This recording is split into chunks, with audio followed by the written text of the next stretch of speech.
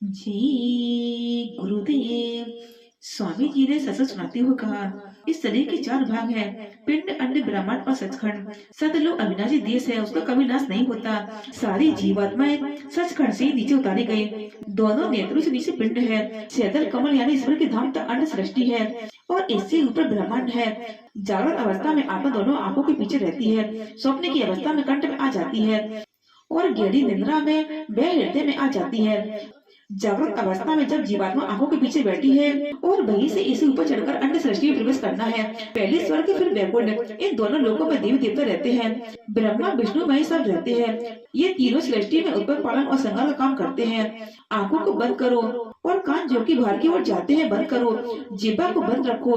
तुम्हारे अंदर आवाज नादवाणी ऊपर से आ रही है, उसको सुनो। इसी को भेद कहते हैं। शुरू में झिंगुर की आवाज आती है। दोनों आंखों की बनावट ऐसी है कि इनकी ज्योति तीसरे नेत्र से आती है। जीव आत्मा में एक आंख है जिसे तीसरा नेत्र कहते हैं। आप सिमरन के द्वारा आत्मा को अंतर्मुख ले जाओ तो अंतर में प्रकाश आ जाएगा। यह आंख स्वयं ही प्रकाशवान है। हमारी ये बाहरी आंखें जड़ है, स्वयं नहीं दे सकती। जिस जगह से पांच चीजें सूरज, चंद्रमा, तारे, बिजली व लैंप ना हो, ये बाहरी आंखें काम नहीं देती। वह जो अंदर की आंख है उसे इन चीजों की जरूरत नहीं है, वह स्वयं ही प्रकाशवान है। इन आंखों को बंद करके उस आंख को खोल लो, इन कानों को बंद करके उस कान को खोल लो जो उस जीवात्मा में है। जब हम इन दोनों आंखों को बंद करके और तीसरी आंख में हमारा ध्यान जाएगा तो अंदर में प्रकाश हो जाएगा। इस प्रकार संतों की शिक्षा तीसरी आंख से शुरू होती है। जब तीसरी आंख खुली, आगे तारा मंडल आ गया। सूर्य और चंद्रमा पार करके हमें ऊपर जाना है।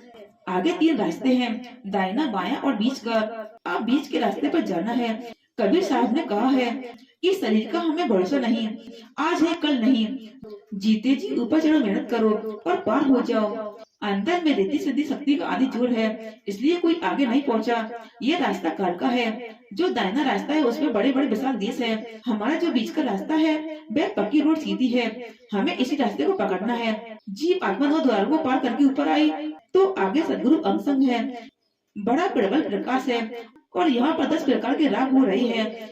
सैदल कमल महाप्रकाशक कमल है और यहाँ से तीनों लोगों को शक्ति मिल रही है। इस कमल से घंटा और शंख की मनोहर और आकर्षण धुन उठ रही है।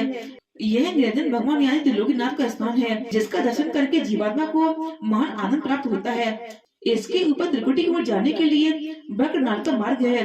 त्रिकुटी ब्रह्मा का स्थान है। बंकनाल टेढ़ा मेढ़ा रास्ता है जिससे होकर स्वर्ग को गुजरना पड़ता है। ब्रह्मा का देश बहुत ही सुहावना है। यह कारण शरीर है, 5 तत्वों का है। यह जो हमारा स्थूल शरीर है और उसके अंदर कारण शरीर है।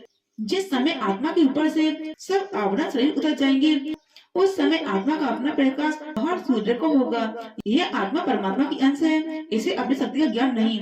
यह जीवात्मा चेतन है, जो जो ऊपर जाएगी इसकी चेतना बढ़ती जाएगी। ब्रह्मा का देश समस्त विद्या का भंडार है। मृदंग में से अति प्यारी गूंज निकलती है। यहाँ का प्रकाश लाल है। यह बहुत सुंदर सुहावना देश है। इसके ऊपर जो है उसे सेतु सुन कहते हैं और वहाँ मान सरोवर है। इस मान सरोवर में स्नान करने से जन्म जन्म के कर्म नष्ट होते हैं और आत्मा निष्कर्म हो जाती है, आत्मा अमर हो जाती है, उसकी हंस गति हो जाती है। जय गुरुदेव।